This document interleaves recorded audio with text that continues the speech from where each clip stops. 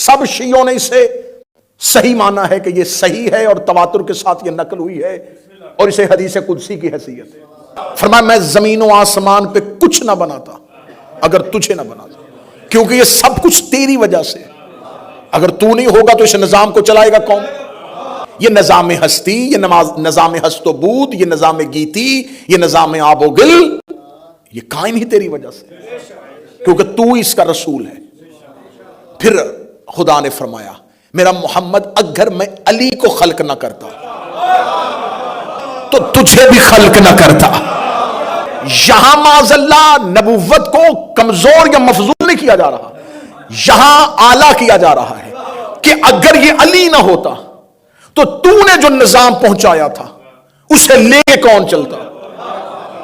تو اگر اس نظام کو میں نے آگے نہ چلانا ہوتا، میں تجھے نہ بناتا، کائنات نہ بناتا اگر تو نہ ہوتا، تجھے نہ بناتا اگر علی نہ ہوتا۔ قرآن یہاں لے آؤ، میں سر پہ رکھ کے حدیث پڑھتا ہوں، فرمایا اگر فاطمہ نہ ہوتی میں تجھے اور علی دو